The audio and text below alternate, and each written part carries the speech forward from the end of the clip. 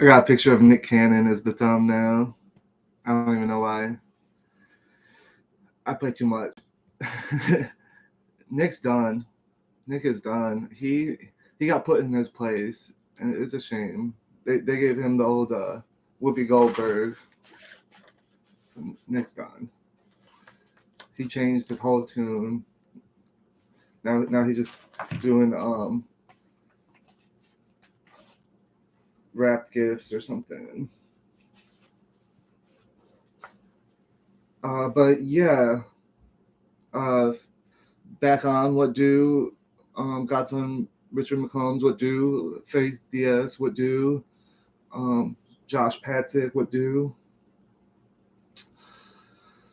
But yeah, on my last video, I had gone on about, what was that chapter back in Genesis? What am I gonna do? Mess around, talk about Bible? Don't have a Bible with me. Anyways, it's Genesis, where Jacob has to meet his brother, and he just feels so empty, and he ended up struggling with a man until he gets blessed, and blessed means yielded to. So, like Sam Shamoon will be like, "Oh, look how the Quran says that God blessed Muhammad. Well, what's up with that?" But with a double standard, where David is blessed by God, for instance, and they go wild. They go hog wild. Sam Shamoon with vocab and David Wood. Something wrong with David Wood. I don't know if my man's is sloshed. Even I mean, his nose is really red, but something ain't right with this dude. He mad or something. But nonetheless, I talked about how Jacob, this is a big change until he wrestles with Angel, and when it comes to the question of what's his name, this is like the word Michael. Michael is translated typically as who is like God. Who out of all the gods is like God? But it's this in this form, it's there's no proper noun. It's all, there's no question mark. That it's called that is like God. Who is like God? He who is like God. Who, like, so this has to do with his power. Michael is the power of God. When God says he's going to do something, as G-Con will back up, this in an open theist position has to do with his power. There's no one like God. And so when the Psalms talks about Gabriel, this is the word of God. And so when Jacob was a shell of a man, he had the outside, but he was not wholly made with atonement to his brother on the inside. And over time, this has changed. By the time of the Pharisees, it had been outside only, clean the outside, whitewashed sepulchres. And when it comes to reality, this is kind of true. It was, I mean, you can read Matthew 23, talks about all the ways in which they would. And but this is not true to what originally was Israelite-ish, like that it was supposed to be this inward change of being a good person, because that was the privy of the priest to determine what's good and judge and everything. But they had their own limits. For instance, they couldn't get close to a body because it would make them unclean. But here, the greater priest, Jesus Christ, would go right to the lepers. And that's also where they buried the dead, is in Bethany. And you'd have to go through the graveyard to get to Bethany. It was down in the Kidron Valley, I believe, if I'm not mistaken. And this mountain is the anti-Jerusalem mountain. Anti means like it. And so as they sat across from each other, where one is visible to the other, it was the anti-type. And so when David had to flee from Israel, when he had to flee from Absalom, he went to Bethany. And then, even though Solomon didn't have to flee, he set up a whole thing on Bethany, which is questionably related to other gods, because we know about Solomon and his many wives. And the prescriptions in Torah about don't marry the nations because you will take on those customs.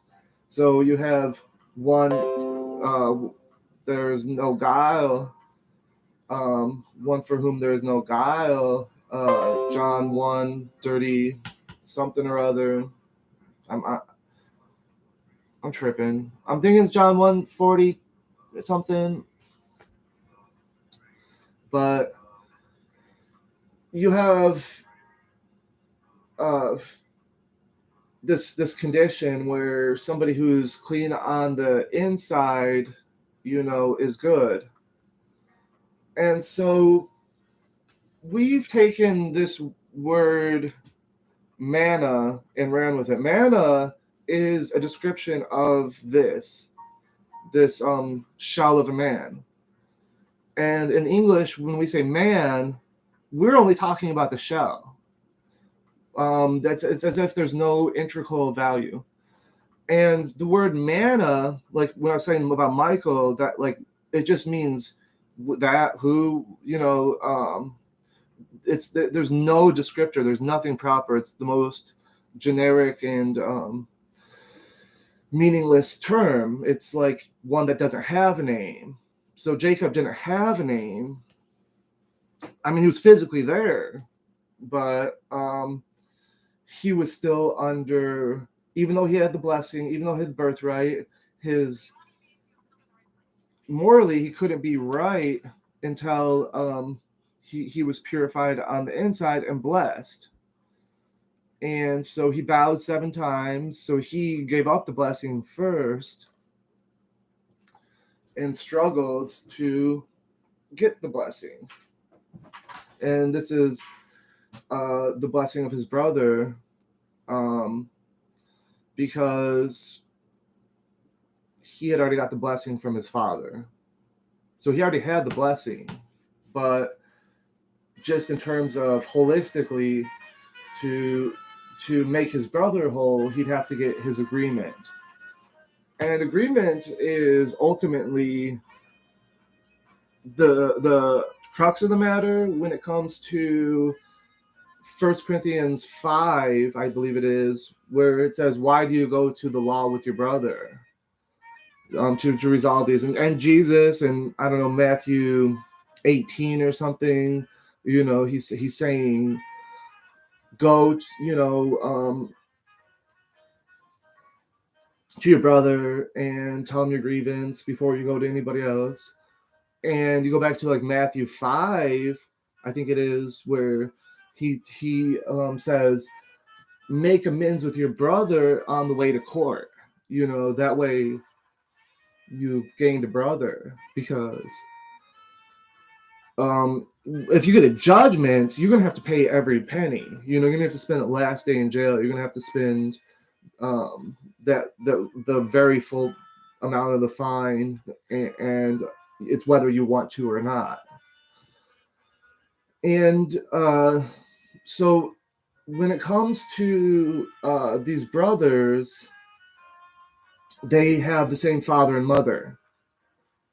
And this has to do with Cain and Abel and various other Ishmael and Jake, Ishmael and Isaac, all this continuing. I mean, the first 30 chapters of the Bible or so are different ways of saying how the second is preferred to the first. And what this means is that ritual sacrifice, as a substitutionary atonement, and covenant circumscription, these go way back before Judah, but that the first was not preferred, and there this gets further elucidated throughout the books of Samuel. And so where you have this David. So let me give you a picture right here.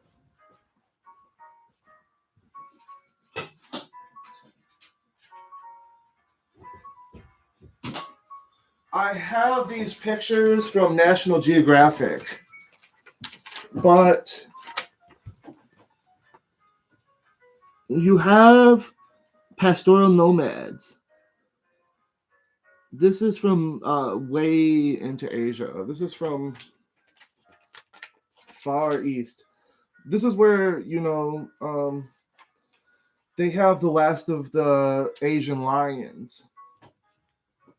The lions used to exist throughout southwestern Asia, but now they're mostly just in South Asia. But this, I don't know if I can show you this without feeling some kind of way, but poor kid. This is David. It's not David. This is from National Geographic. But this is a real kid. But he was out caring for a sheep when a lion attacked. And they're smaller than the African lion, but not something a kid wants to run into. And so the privy of the priest to judge these things and make offerings for the people and stuff was taken by David. It says this in Hebrews. The priests come out of Judah, of whom there is not a mention of priesthood. I got a note here for Genesis 33:14. So I've been talking about the sacrifice of the firstborn. You have Eleazar, who is like Korah, that they're not completely stated. Maybe they'd be underground or whatever, but Lazarus may be the good sons of Korah, and Abiathar, and you know what I mean. You got these ones who were sacrificed, but the true vision of sacrifice is Esau, and we'll get into that. So it says, "I'll let my Lord pass on ahead of his servant, and I will lead on slowly at the pace of the livestock that are ahead of me, and the pace of the children, and come till I come to my Lord in Seir."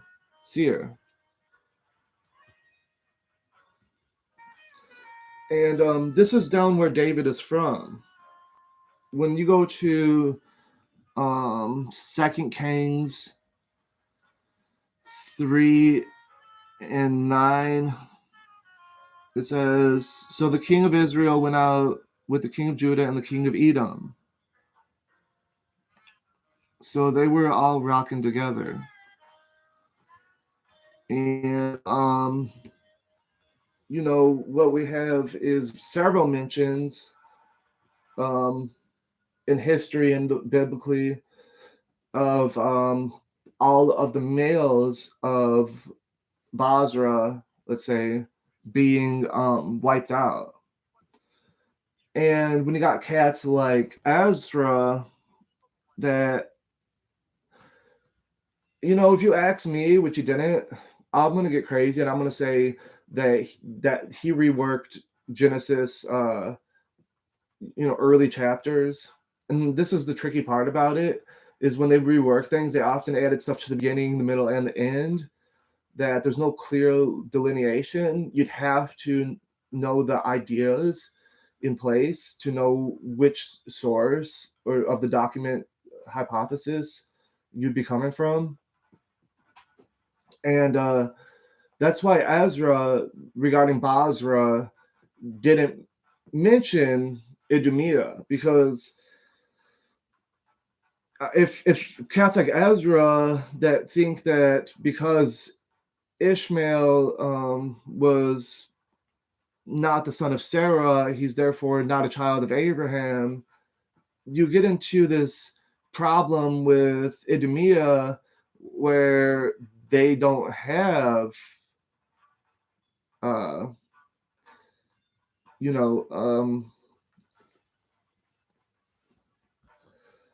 mother who is Israelitish. But here comes Ezra in chapter 9 that's saying, oh, these people, from Ashdod, you got to send them out. You got to do like Abraham did to Isaac, send them out. Ishmael. And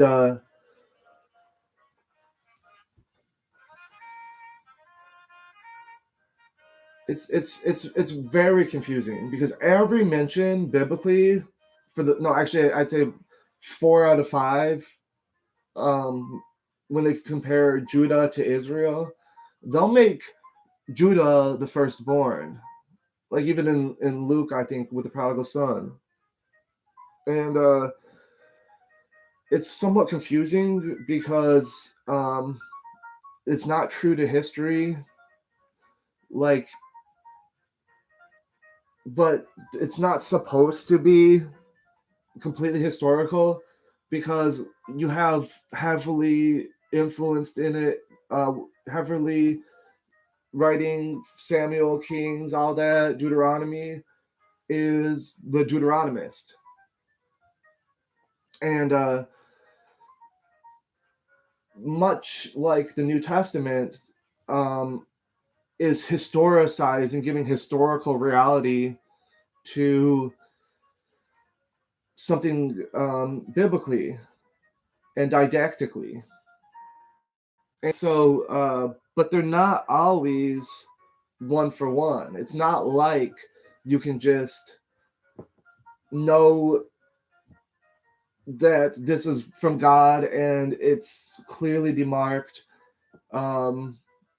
until after the fact. But because of the necessary condition that if it's from God, it's said before the fact. And for that reason, they go back and prophesy something that happened in the word and give a Deuteronomical meaning to it, where it's covenant based, that it has to do with humans and the relationship to God. And these humans, specific, these humans, and they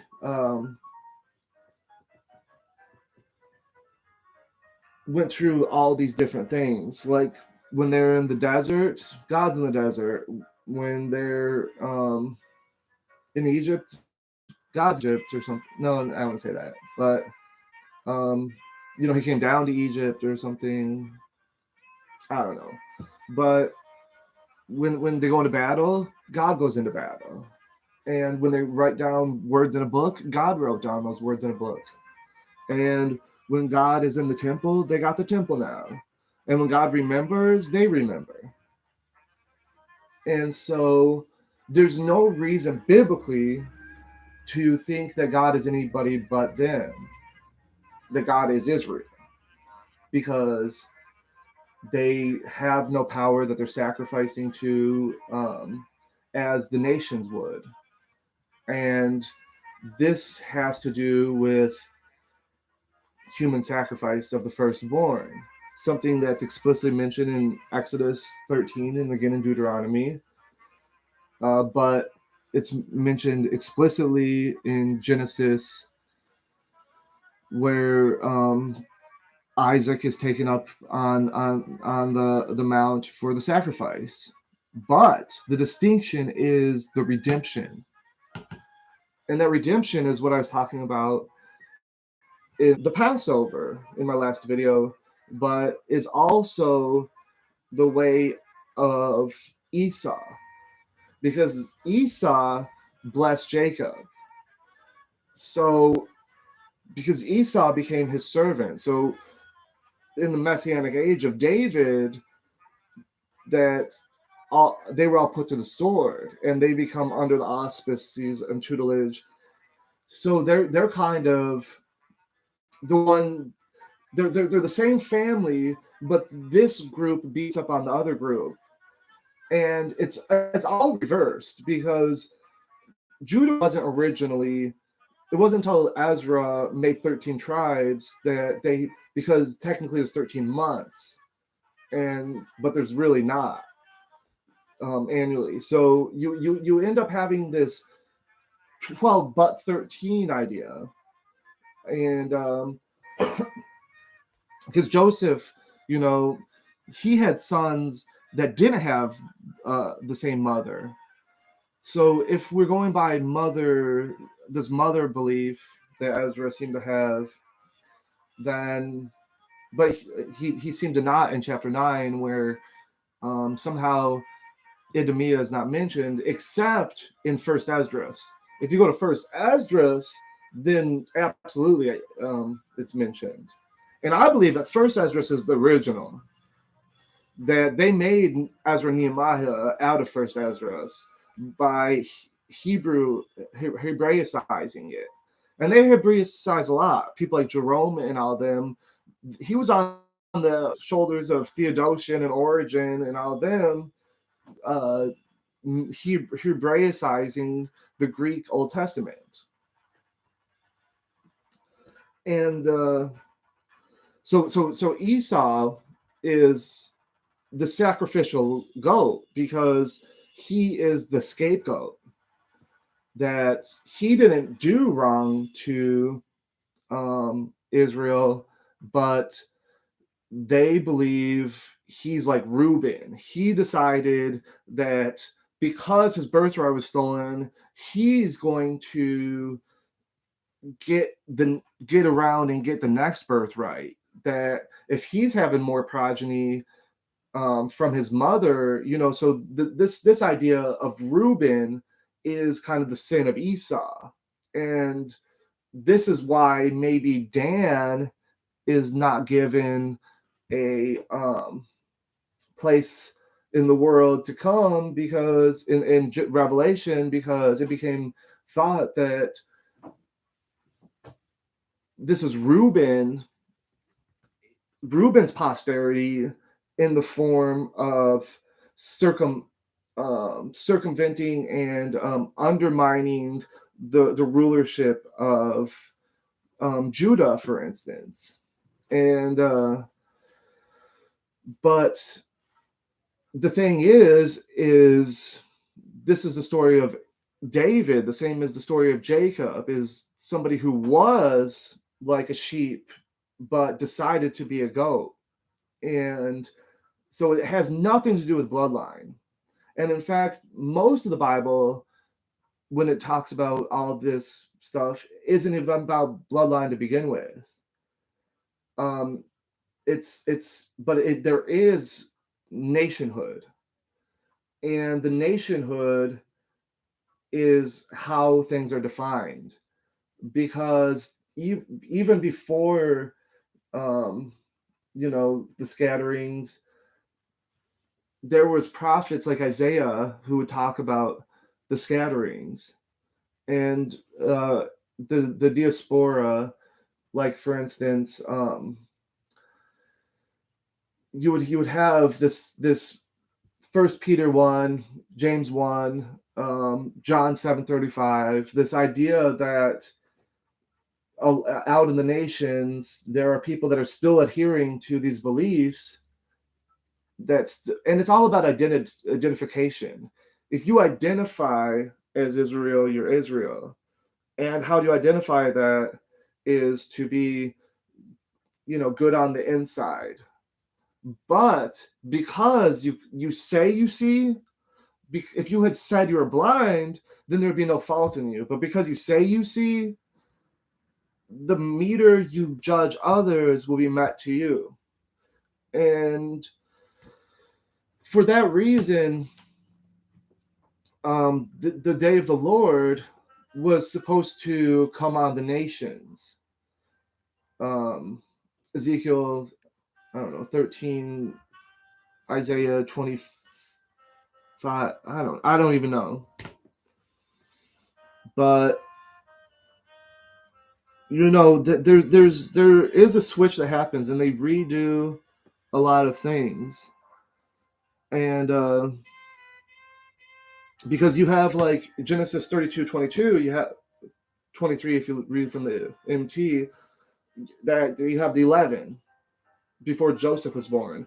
And then you have in Luke 24:33 the 11 after Judas is excluded. And you have, let me pull up this right here. Made a note here. Hebrews 9:15. It says, "And for this cause he is the mediator of a new testament, that by means of death, for the redemption of the transgressions that we were under the first testament, they are called, might receive the promise of eternal inheritance." So the day of the Lord was supposed to happen to the nations, except for the day of the Lord that happens first to Israel, which you can see in Joel 1, Ezekiel 20, but it says here in Legends of the Jedi by Lewis Ginsburg, 1909, about Job. And we know Job was from Keturah and all them, from Alabama, and so it's from the same tent, but it was because Abraham and Lot even had the same tent, but they went separate ways, you see. And so forsake not the Lord. It says here about Job. It says, having finished his narrative, he admonished them in words, "See, I am about to die, and you will stand in my place. Forsake not the Lord. Be generous towards the poor. Treat the feeble with consideration. Do not marry the women of the Gentiles."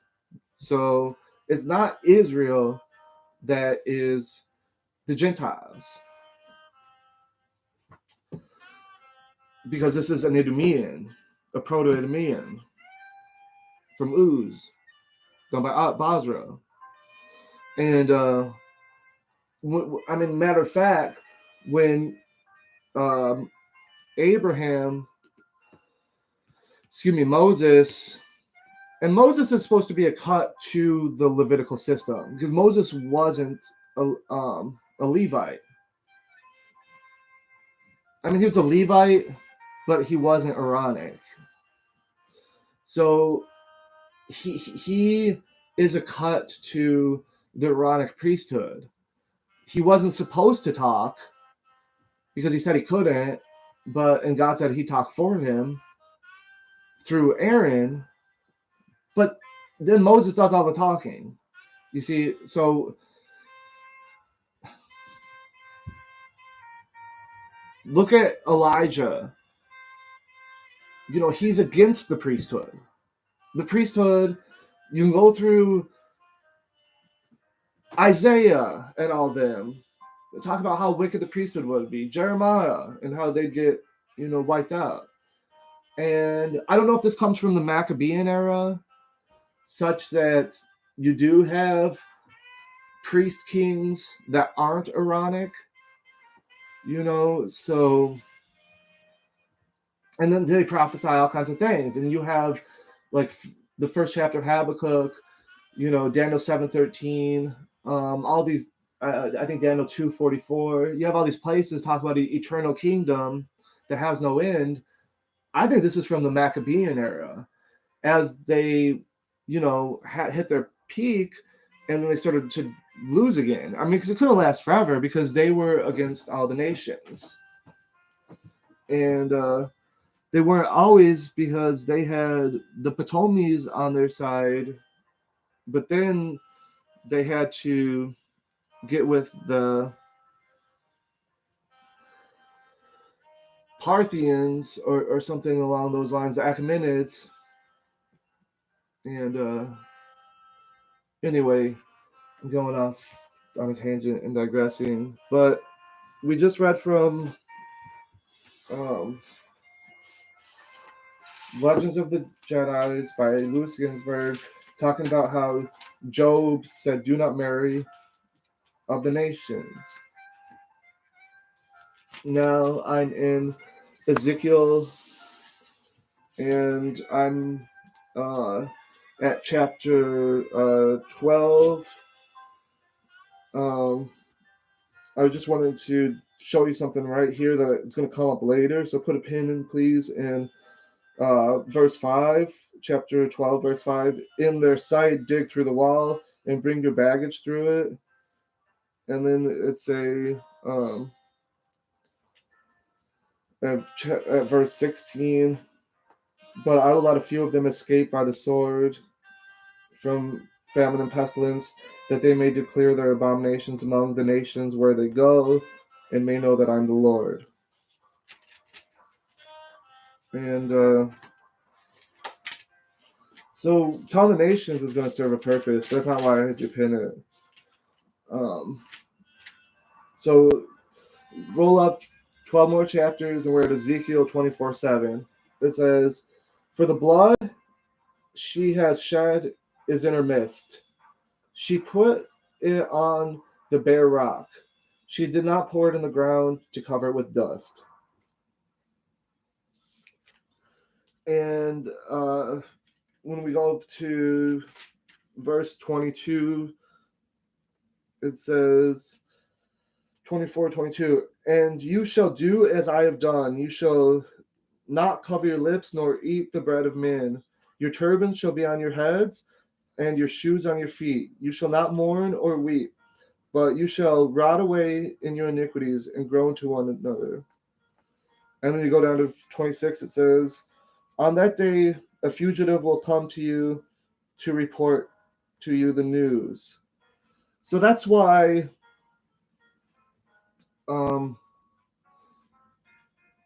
they had Ezekiel do all that. God had him, escape. Ezekiel had to do all kinds of wild things. And those are supposed to be what Israel is doing. So God's prophet is literally having to manifest these things that will be manifest. And God's prophet is often ridiculed, but so God's saving this remnant in Ezekiel to give the nations this message. But it has to do with redemption, because the message is God is the most powerful and his word can't come back void, and he had promised to give us yada yada yada, and here we're a byword amongst the nation, a proverb. It's not what it seems. It's parabolic. And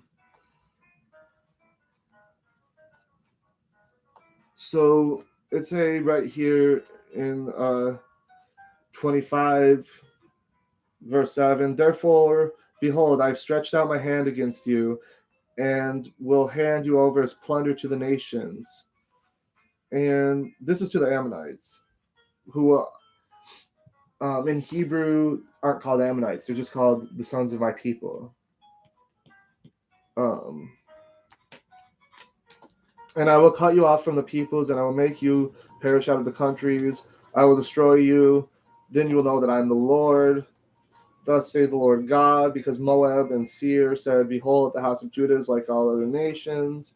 Therefore I will lay open a flank of Moab from the cities. From the cities, its cities on its frontier, the glory of the country of Beth Jeshimoth, Baal Meon, and Kiriathaim.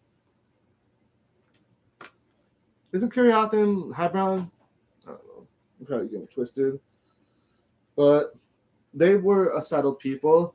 And here's Ezekiel saying that they'll just be taken over by Kedim, the Easterners. So they weren't quite as nomadic. And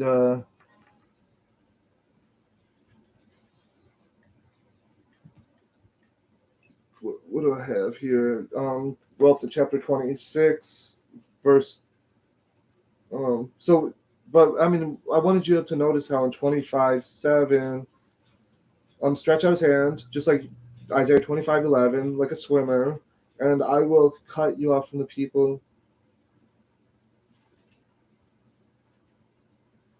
I gotta be reading the wrong. Okay, I take it back. I mean, what's it say? 26:3. Therefore, thus says the Lord God, behold, I'm against you, O Tyre. I will bring up many nations against you.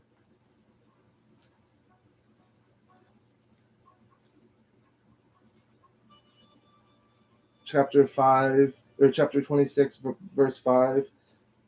She shall be in the midst of the sea, a place for spreading nets. I've spoken, declares the Lord God, and she will become a plunder for the nations, the Gentiles. So if they're a plunder for the Gentiles, how are they Gentiles? And I mean, if you roll back to Isaiah 19, you can't say, hey, you nations, you're going to be a plunder for the nations. It doesn't make any sense. It's confusing. In that day, there will be 5 cities in the land of Egypt that speak the language of Canaan, which is Hebrew. You go to Legends of Jedi, they'll say that this language of Canaan is the holy tongue, the language of Canaan. Swear allegiance to the Lord of hosts. One of these will be called the city of destruction. I don't know. I guess we just have to take my word for it that they're called my peoples too. But I'm not saying, like, what I was talking about earlier, like Isaiah 13, Ezekiel 13, I don't even know where, but that they'll be called otherwise, but I think that has to do with the scattering, as I was talking about, that in these other nations you have both. You have those that are Israelite and those that are not. And so the promise was to those that are Israelite. And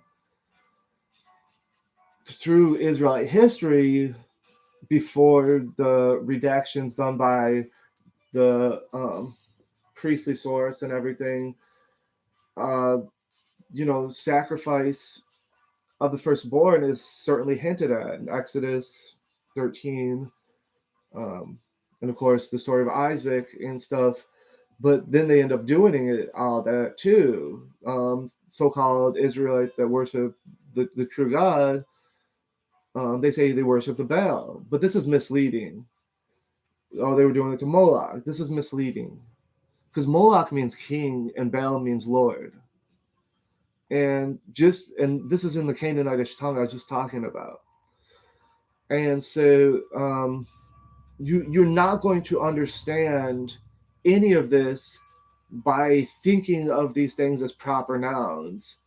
It has to do with the schemas and the mind's eye, and how Esau is a shell of a man, in the way they think all Gentiles are a shell of a man, is what Jacob was before he wrestled with the. It's like Guess Who. Guess Who? You just see a silhouette. That's why they often render manna as bread, because bread has a crust. They also render it as coriander, because coriander has a shell that you discard often. But for this reason, Esau is not a true person, because he is the natural man. But Paul turns it all around and says how, just as Jesus did, oh, here's an Israelite, indeed there is no guile, that here the people who are supposed to be the spiritual man are actually the natural man. Because it says in Luke 24:44 or 48 or whatever, I think it's 24:44, that all the prophets and Psalms and everything are about him. And I think he means mostly Psalms, like, because David had all of these crying Psalms, and through the Passion, and even before that, at Gethsemane and all that, there was all the feelings of being left behind. And